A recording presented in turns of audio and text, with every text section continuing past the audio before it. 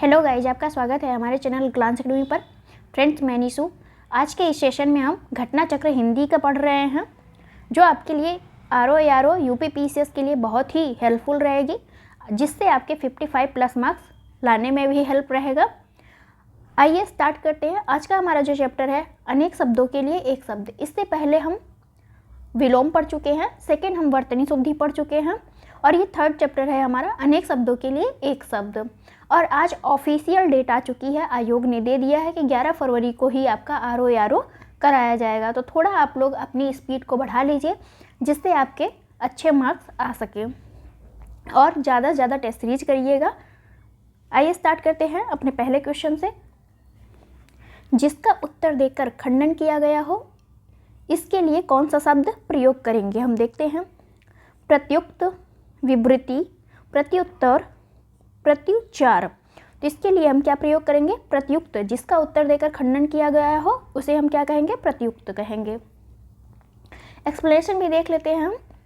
जिसका उत्तर देकर खंडन किया गया उसे हम क्या कहेंगे? प्रत्युक्त कहेंगे। किसी को कही या लिखी हुई बात की अपनी बुद्धि से प्रसंगानुकूल अर्थ लगाना या स्थिर करना वाक्यांश के लिए क्या होता है? विवृति होता है। तो किसी को कही हुई या लिखी हुई बात के लिए प्रसंग अगर लगाते हैं या स्थिर अवस्था में वो होती है तो उसे हम क्या कहते हैं? विवृति कहते हैं। उत्तर मिलने पर दिया हुआ उत्तर क्या कहलाता है? प्रत्युत्तर। अगर कोई उत्तर आपको मिला है, आपने क्वेश्चन पूछा है और उस पर आपका उत्तर मिला है तो उसे हम क्या कहेंगे? प्रत्युत्तर कहेंगे। पुनः उच्चारण करना वाक्यांश के लिए क्या होता है? प्रत्युच्चार होता है। अगर किसी वाक्य का पुनः उच्चारण किया गया है तो उसे हम क्या कहेंगे? प्रत्युच्चार कहेंगे। तो इस तरह से आप एक के बदले कितने? 4 आराम से आप देख सकते हैं कि 4 का आपका पता हो गया वाक्यांश। जैसे प्रत्युक्त हो गया, विवृति हो गई, प्रत्युत्तर और प्रत्युच्चार। ये चारों ही आप ध्यान से पढ़ लीजिएगा। सेकंड क्वेश्चन है हमारा, उत्तर देकर खंडन करना के लिए एक शब्द क्या है? तो उत्तर देकर खंडन करने के लिए हम क्या प्रयोग करेंगे? प्रत्युक्त प्रयोग करेंगे। यहाँ एक्सप्लेनेशन हमने पहले ही देख लिया है। क्वेश्चन नंबर 3 है, अज का अर्थ नहीं है। कौन सा ऐसा है जो अज का अर्थ नहीं दिखाता है? देखते हैं। जिसका जन्म ना हो उसे हम क्या कहेंगे? अज कहेंगे। जिसका जन्म ना हो। दशरथ के पिता का नाम अज था। ब्रह्मा, विष्णु, शिव तीनों को ही हम अज बोलते हैं, जबकि मोती को अज नहीं बोलते हैं, मतलब उसका अर्थ नहीं होता है अज। अज का अर्थ जिसका जन्म न हो, दशरथ के पिता का नाम था, ब्रह्मा, विष्णु, शिव तीनों को ही हम अज से विरूपित कर सकते हैं हम, जबकि मोती अज का अर्थ नहीं रखता है। क्वेश्चन नंबर 4 है, जो स्त्री सूर्य भी न देख सके उसके लिए एक शब्द क्या है? विदुषी, अलक्ष्या, असूर्यंशा, शास्त्र संज्ञा। तो ये हो जाएगा आपका असूर्यंस्या। तो ये हो जाएगा आपका, जो स्त्री सूर्य नहीं देख सकते उसे हम क्या कहते हैं? असूर्यंस्या। तो एक्सप्लेनेशन हम इसका देख लेते हैं कि जो स्त्री सूर्य भी ना देख सके उसके लिए एक शब्द कौन सा होगा आपका? असूर्यंपस्या। असूर्यंपस्या तथा असूर्यपस्या दोनों ही सही है। मतलब अगर ये वाला भी दिया हो, अगर इनमें से कोई भी दिया हो तो उसके लिए हम क्या प्रयोग करेंगे कि जो स्त्री सूर्य ना दे सके उसे हम क्या कहेंगे? असूर्यंपस्या या असूर्यपस्या। जो भी दिया होगा आपका दोनों ही सही हो जाएगा उस स्थिति में। जो स्त्री सूर्य को भी ना देख सके उसे हम क्या कहेंगे? असूर्यपस्या कहेंगे। इसका मतलब है कि दोनों ही उसकी जगह पर प्रयोग हो सकते हैं। आगे हम देखते हैं, जो पर्दे के कारण सूर्य के दर्शन नहीं कर सकते उसे हम क्या कहते हैं? असूर्यपस्या। इसका कोई मतलब नहीं है। आगे देखते हैं यहाँ पे, जो स्त्री किसी विषय को अच्छी तरह जानती है उसे हम क्या कहते हैं? विदुषी कहते हैं। जो स्त्री किसी विषय को अच्छी तरह से समझती है, जानती है, उसे हम क्या कहेंगे? विदुषी कहेंगे। जो स्त्री शास्त्र की ज्ञाता हो उसे हम क्या कहेंगे? शास्त्रज्ञा। क्या कहेंगे? शास्त्रज्ञा। जो स्त्री शास्त्र की ज्ञाता हो। तो ध्यान दीजिएगा, जो स्त्री किसी विषय को अच्छी तरह से जानते हैं उसे हम विदुषी कहते हैं। जो स्त्री शास्त्र को अच्छी तरह से जानती है उसे हम क्या कहते हैं? शास्त्रज्ञा कहते हैं। जो स्त्री कभी सूर्य को ना देख सके उसे हम क्या कहेंगे? असूर्यंपस्या और असूर्यपस्या। जो भी आपका अकॉर्डिंग टू ऑप्शन रहेगा आप दोनों ही उसे देख लीजिएगा। क्वेश्चन नंबर 5 है, इनमें से एक के लिए प्रयोज्य शब्द असूर्य पश्या किसके लिए प्रयोग हुआ है? तो अभी हमने पढ़ा कि जो स्त्री सूर्य ना देख सके, जिस यहाँ पे हम देखेंगे आपका र निवास में कड़े पर्दे में रहने वाली स्त्री, उसे हम क्या कहेंगे? असूर्य पश्या कहेंगे। क्वेश्चन नंबर 6 है, अज्ञ का क्या अर्थ है? अज्ञ का अर्थ क्या है? जो कुछ भी नहीं जानता हो उसे हम क्या कहेंगे? अज्ञ कहेंगे। अज्ञ मतलब जो कुछ भी नहीं जानता है उसे हम क्या कहेंगे? अज्ञ कहेंगे। जो कुछ भी नहीं जानता उसके लिए अज्ञ प्रयोग होता है। जो सब कुछ जानता है उसके लिए हम क्या करते हैं? सर्वज्ञ का प्रयोग करते हैं। जो बहुत थोड़ा जानता हो उसे हम क्या कहेंगे? अल्पज्ञ कहेंगे। जो सब कुछ जानता है उसे सर्वज्ञ, जो बहुत कम जानता है या थोड़ा जानता है उसे हम अल्पज्ञ कहेंगे। जो कुछ भी नहीं जानता उसके लिए क्या कहेंगे? अज्ञ कहेंगे। तो ये तीनों ही आपके बहुत ही इम्पॉर्टेंट है, याद रखिएगा।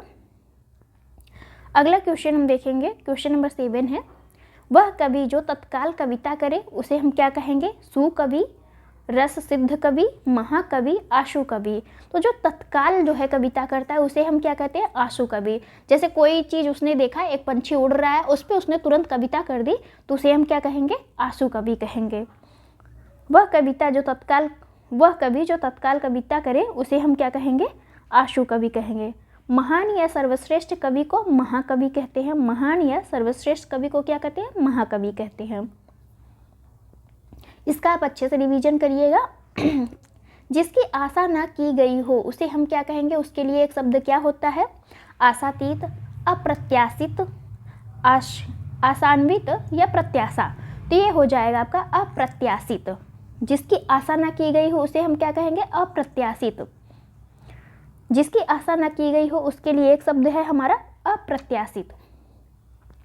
इसको लिखने में भी ध्यान से देख लीजिएगा, क्या लिखा है? अप्रत्याशित।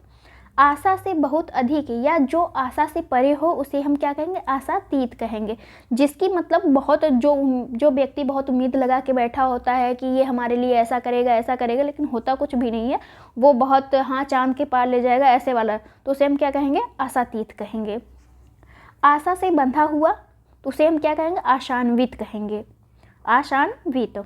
आशा के लिए एक शब्द क्या है? प्रत्याशा। तो आशा के लिए एक शब्द क्या होगा आपका? प्रत्याशा होगा। तो यहाँ पे हम देखते हैं जिसकी आशा ना की गई उसे हम क्या कहेंगे? अप्रत्याशित कहेंगे। आशा से बहुत अधिक या जो आशा से परे हो उसे हम क्या कहेंगे? आशातीत कहेंगे। आशा से बंधा हुआ उसे हम आशान्वित कहेंगे। आशा के लिए हम क्या लगाएंगे? प्रत्याशा। तो ये हमारा हो गया। क्वेश्चन नंबर 9 है, जिसकी आशा ना की गई हो उसके लिए हम क्या कहेंगे? अभी हमने पढ़ा है अप्रत्याशित। क्या होगा? अप्रत्याशित। बिना पलक झपकाए एक शब्द क्या होगा? बिना पलक झपकाए के लिए कौन सा एक शब्द होगा? चकित, देखते रहना, विपलक, निर्निमेष। तो ये क्या हो जाएगा आपका? निर्निमेष। बिना पलक झपकाए उसे हम क्या कहते हैं? निर्निमेष कहते हैं। ये हो गया आपका। अपलक या एकटक शब्द का प्रयोग भी इसी संदर्भ में होता है। तो बिना पलक झपकाए या एकटक देखना ही क्या हो जाएगा आपका? निर्निमेष हो जाएगा। उत्तराधिकार में प्राप्त संपत्ति के लिए एक शब्द कौन सा है? धरोहर, उत्तराधिकृत, यहाँ पे रिक्त और परिसंपत्ति। तो हम यहाँ से देख लेते हैं कि ये इसके लिए रिक्त का प्रयोग हो जाएगा कि उत्तराधिकार में प्राप्त संपत्ति को क्या कहेंगे? रिक्त कहते हैं। उत्तराधिकार में प्राप्त संपत्ति के लिए कौन सा शब्द प्रयोग होता है? रिक्त। किसी के पास रखी हुई दूसरे की वस्तु को क्या कहते हैं? धरोहर कहते हैं। किसी व्यक्ति के पास हमने अपनी वस्तु रख दी है उसे हम क्या कहेंगे? धरोहर कहेंगे। तो ध्यान से देखिएगा, जो उत्तराधिकार के लिए उपयुक्त हो उसे हम क्या कहेंगे? उत्तराधिकृत कहेंगे। किसी व्यक्ति या संस्था की आधिकारिक संपत्ति को हम क्या कहेंगे? परिसंपत्ति कहेंगे। किसी व्यक्ति या संस्था की आधिकारिक संपत्ति को हम क्या कहेंगे? परिसंपत्ति कहेंगे। तो इस तरह से हमने चारों का देखे कि रिक्त किसे कहते हैं? उत्तराधिकार में प्राप्त संपत्ति को कहते हैं। धरोहर किसे कहते हैं? किसी के पास रखी हुई दूसरे की वस्तु को धरोहर कहा जाता है। उत्तराधिकृत किसे कहते हैं? तो जो उत्तराधिकार के लिए उपयुक्त हो उसे हम क्या कहेंगे? उत्तराधिकृत, कि ये हमारा उत्तराधिकारी है। किसी व्यक्ति या संस्था की आधिकारिक संपत्ति को हम क्या कहेंगे? परिसंपत्ति कहेंगे। क्वेश्चन नंबर है 12 हमारा, उत्तराधिकार में प्राप्त संपत्ति के लिए एक वर्ड अभी हमने पढ़ा रिक्त, रिक्त होता है, ध्यान से देखिएगा। जो युद्ध में स्थिर रहता है उसके लिए क्या है प्रयोग हुआ है एक शब्द, तो ये हो जाएगा आपका युधिष्ठिर। युधिष्ठिर को कहा गया है कि जो युद्ध में स्थिर रहता है उसे क्या कहते हैं हम, युधिष्ठिर कहते हैं। क्वेश्चन नंबर 14 है, जो युद्ध में स्थिर है उसके लिए एक शब्द युधिष्ठिर। देखिए कितनी बार आपका आरओ 2010 में पूछा गया, 2003 में, 2006 में, 1998 में। कम बोलने वाले के लिए एक शब्द क्या हम लगाएंगे, देखते हैं, मितभाषी, मृदुभाषी, बहुभाषी, अभाषी। तो ये हो जाएगा आपका मितभाषी मतलब कम बोलने वाला। तो कम बोलने वाले के लिए एक शब्द में हम क्या बोलेंगे, मितभाषी बोलेंगे। कम बोलने वाले के लिए कौन सा शब्द प्रयोग होगा आपका, मितभाषी। कई भाषाओं को बोलने वाले को हम क्या कहते हैं, बहुभाषी। कई भाषाओं को जो बोलता है उसे हम क्या कहते हैं, बहुभाषी। आगे देखते हैं एक्सप्लेनेशन में। मधुर भाषा, मीठी वाणी जो बोलता है उसे हम क्या कहते हैं, मधुर भाषा बोलने वाले को मृदुभाषी कहते हैं। जो भाषा नहीं बोलते हैं वह कौन कहलाता है, अभाषी कहलाता है। जो भाषा ही नहीं बोलते उसे हम क्या कहते हैं, अभाषी कहते हैं हम। क्वेश्चन नंबर 16 है, जो तौला जा सके के लिए एक शब्द क्या होगा, अपरिमेय, अनुमेय, परिमेय, विनिमेय। तो ये हो जाएगा आपका परिमेय। जो तौला जा सके यानी उसका परिमाण है, तो ये इस तरह से हम देखेंगे, उसके लिए परिमेय का प्रयोग है। जो तौला ना जा सके उसके लिए क्या होगा, अपरिमेय शब्द का प्रयोग होगा। तो यहाँ पे जो तौला जा सके या मापा जा सके उसके लिए परिमेय शब्द का प्रयोग, जो मापा या तौला ना जा सके उसके लिए अपरिमेय का प्रयोग किया जाएगा। किसी वस्तु की अदला बदली के लिए विनिमय, जैसे हम मान लें पहले हमारे यहाँ बार्टर सिस्टम चलता था, तो बार्टर में क्या होता है, हम गेहूँ दे दिए हैं, दूसरे से चावल ले लिए हैं, तो इसी को हम कहते हैं किसी वस्तु के बदले दूसरी वस्तु को लेना। ये हमारा विनिमय या बार्टर सिस्टम प्राचीन काल में कहलाता था। आगे देखेंगे हम यहाँ पे, जो अनुमान करने योग्य हो उसे क्या कहते हैं, अनुमेय। जो अनुमान करने योग्य हो उसे क्या कहेंगे हम, अनुमेय कहेंगे। क्वेश्चन नंबर 17 देखेंगे, जो ईश्वर में विश्वास रखता हो उसके लिए क्या एक शब्द प्रयोग करेंगे, आस्थावान, आस्तिक, विश्वासी, आसुरी। तो ये हो जाएगा आपका आस्तिक। जो ईश्वर में विश्वास करता है उसे हम क्या कहते हैं, आस्तिक कहते हैं। जो ईश्वर में विश्वास नहीं करता है उसके लिए क्या प्रयोग होता है, नास्तिक प्रयोग होता है, नास्तिक। आगे देखते हैं एक्सप्लेनेशन में, जो ईश्वर में विश्वास रखता है उसके लिए आस्तिक शब्द का प्रयोग। किसी के प्रति आस्था रखने वाले को हम क्या कहते हैं, आस्थावान कहते हैं। जो विश्वास के लायक हो उसे क्या कहते हैं, विश्वासी कहते हैं।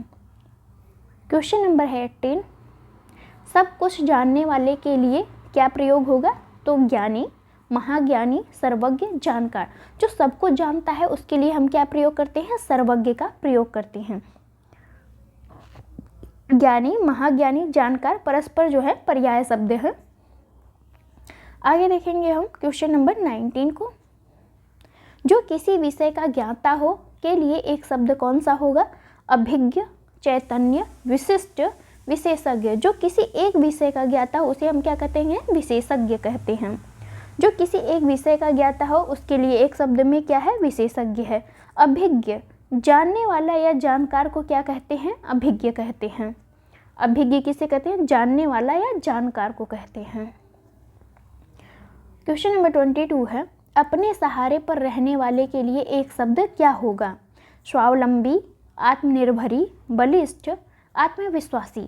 तो ये हो जाएगा स्वावलंबी। जो अपने सहारे खुद रहता है उसे हम क्या कहते हैं, स्वावलंबी कहते हैं।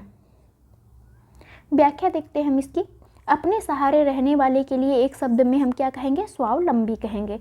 जो अपने ऊपर निर्भर रहता है उसे हम आत्मनिर्भर कहते हैं। अधिक बलवान को क्या कहते हैं, बलिष्ठ कहते हैं। अधिक जो बलवान है उसे हम क्या कहेंगे, बलिष्ठ कहेंगे।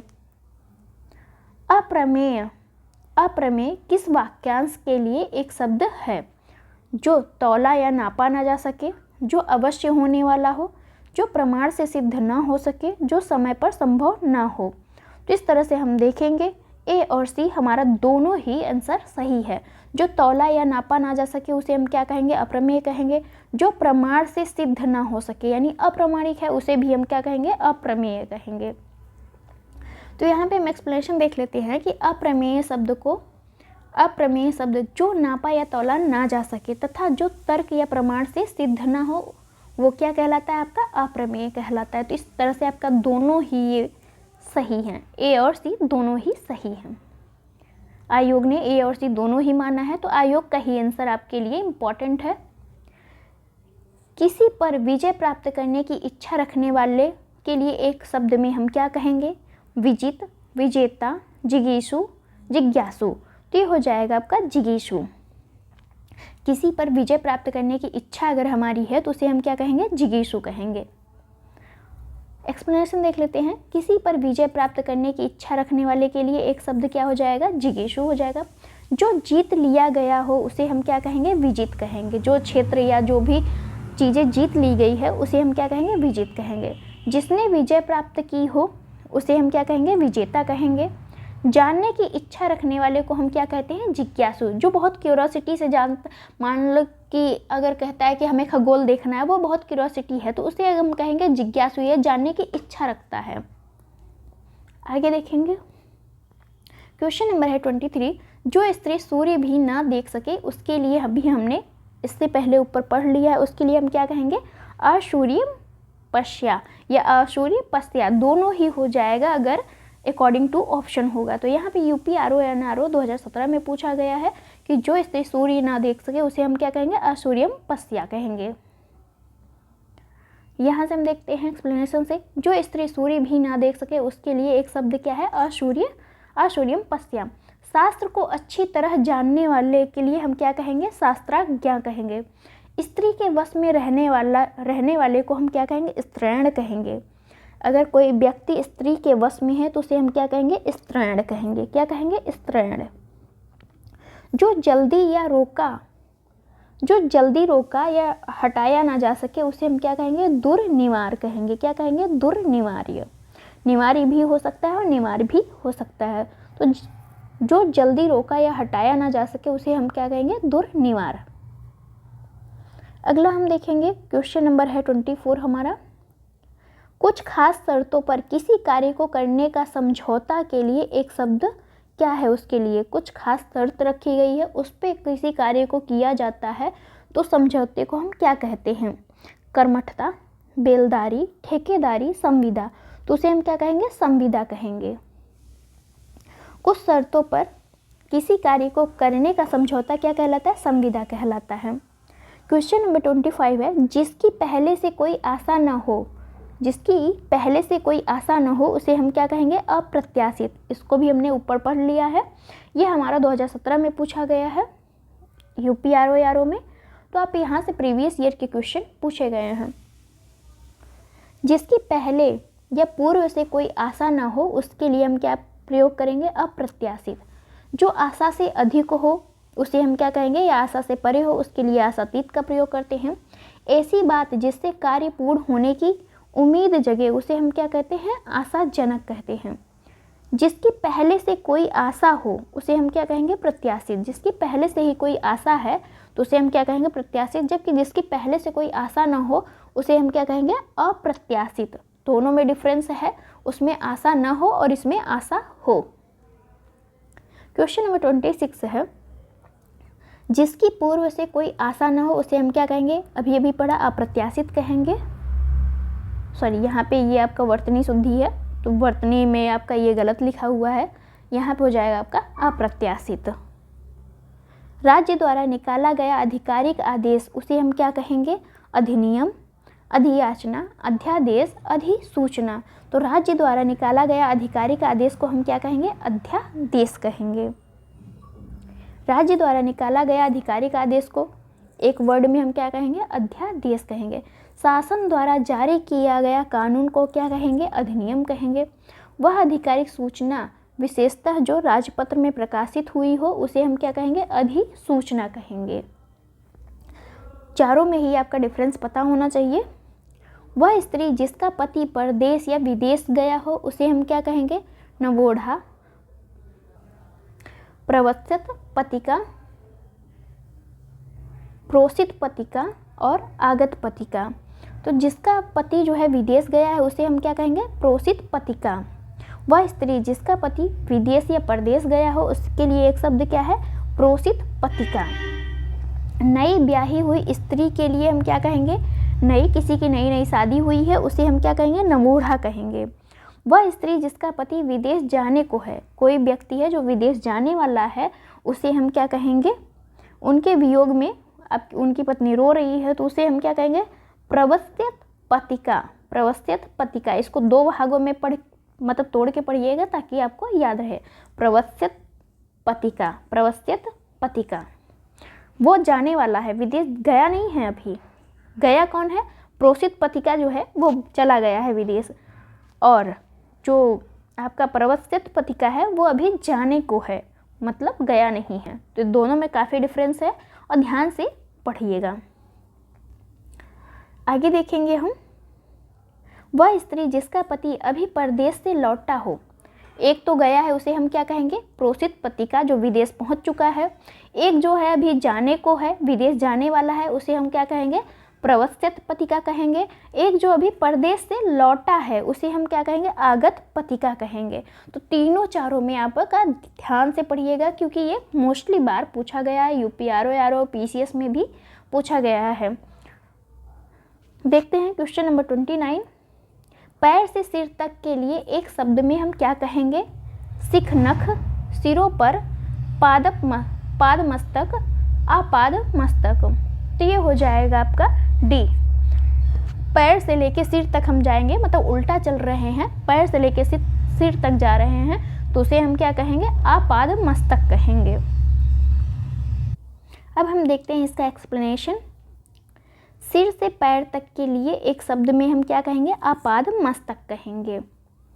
क्वेश्चन नंबर 30 है, अनुचित बात के लिए आग्रह करने वाला। अनुचित बात के लिए आग्रह करने वाले के लिए एक शब्द क्या कहेंगे, दुराग्रह, अनाग्रही, दुराग्रही, कुआग्रही। तो ये हो जाएगा आपका दुराग्रही हो जाएगा। अनुचित बात के लिए आग्रह करने वाले को हम क्या कहेंगे, दुराग्रही कहेंगे। अनुचित बात के लिए अड़ना क्या कहलाएगा आपका, दुराग्रह कहलाएगा। क्वेश्चन नंबर 31 है, अनेक शब्दों के लिए एक शब्द नीचे लिखे गए विकल्पों में से कौन सा गलत है। जंगल की आग को हम क्या कहेंगे, दावानल कहते हैं। जंगल की आग, जंगल में जो आग लगती है उसे हम क्या कहेंगे, दावानल कहेंगे। समुद्र में जो आग लगती है, जैसे तेल का रिसाव हो जाए या किसी भी कारण से समुद्र में आग लग गई, उसे हम क्या कहेंगे, बड़वा नल कहेंगे। क्या कहेंगे, बड़वा नल कहेंगे। पेट की आग को क्या कहेंगे, जठराग्नि कहेंगे। पेट में जो आग लगती है अंदर ही अंदर वो जलता है, ऐसा नहीं कि बाहर उसमें माचिस लगा के आप जला रहे हैं, ऐसा वाला नहीं। पेट में जब एसिडिटी बनती है या किसी भी कारण से हमें दर्द होता है, जलन होती है, तो उसे हम क्या कहेंगे, जठराग्नि कहेंगे। तो इस तरह से हमारा तीनों तो सही है, लेकिन आपका डी सही नहीं है। आदि से अंत तक के लिए अनंत नहीं होता है, ये वर्ड आपका गलत है, डी ऑप्शन गलत है। एक्सप्लेनेशन हम इसका देख लेते हैं। आदि से अंत तक के लिए एक शब्द क्या हो जाएगा, आद्योपांत हो जाएगा। क्या हो जाएगा, आद्योपांत हो जाएगा। जिसका अंत न हो उसके लिए अनंत प्रयोग होता है। जिसका अंत न हो उसके लिए क्या प्रयोग होगा, अनंत। जबकि आदि से अंत के लिए मतलब शुरू से लेके लास्ट तक के लिए हम क्या प्रयोग करेंगे, आद्योपांत का प्रयोग करेंगे। अब अगला क्वेश्चन हम देखेंगे, क्वेश्चन नंबर 32 है, अपनी विवाहिता स्त्री से उत्पन्न पुत्र के लिए एक शब्द।